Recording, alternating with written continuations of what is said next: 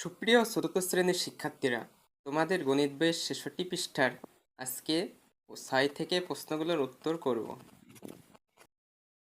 ৬ নম্বরে বলছে ভাজক ২৩ ভাগফল ১০৭ এবং ভাগশেষ ১২ হলে ভাজ্য কত? তাইলে আমাদের ভাজ্য নির্ণয় করতে হবে। চলো অঙ্কটি করে ফেলি। দেওয়া আছে ভাজক ২৩ ভাগফল ১০৭ এবং ভাগশেষ ১২। আমরা ভাজ্য নির্ণয়ের সূত্র জানি, যেটা ভাজ্য সমান ভাজক গুণ ভাগফল যোগ ভাগশেষ।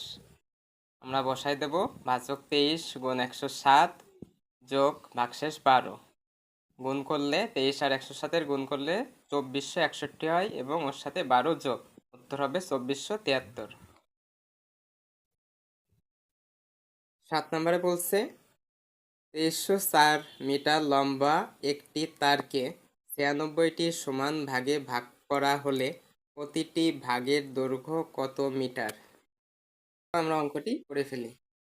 ৯৬টি ভাগের দৈর্ঘ্য ২৩০৪ মিটার, যেটা দেওয়া ছিল। অতএব একটি ভাগের দৈর্ঘ্য ২৩০৪ ভাগ ৯৬ সমান ২৪ মিটার, কারণ ২৩০৪ ৯৬ দ্বারা ভাগ করলে ভাগফল ২৪ প্রায়, উত্তর হবে ২৪ মিটার।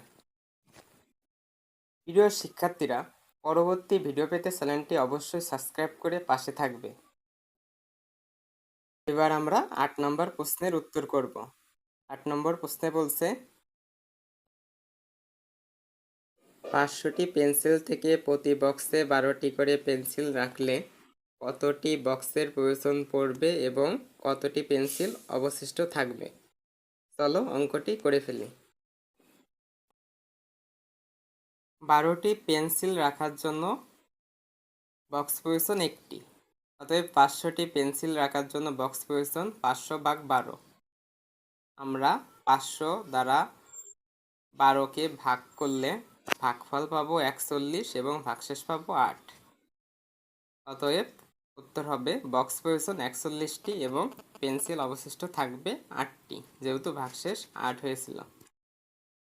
শিক্ষার্থীরা, এবার আমরা ৯ নম্বর প্রশ্নের উত্তর করব। ৯ নম্বর প্রশ্নে বলছে ৩৬ জন লোকের মধ্যে ১৪২টি লিচু বিতরণ করলে প্রত্যেকে কতটি করে পাবে? অর্থাৎ প্রত্যেকে কতটি করে লিচু পাবে? ৩৬ জন লিচু পায় আছে ১৮২টি, অর্থাৎ একজন লিচু পায় ১৮২ ভাগ ৩৬। এখন ১৮২ দ্বারা ৩৬ ভাগ করলে হবে ৫, অতএব প্রত্যেকে লিচু পাবে ৫টি করে।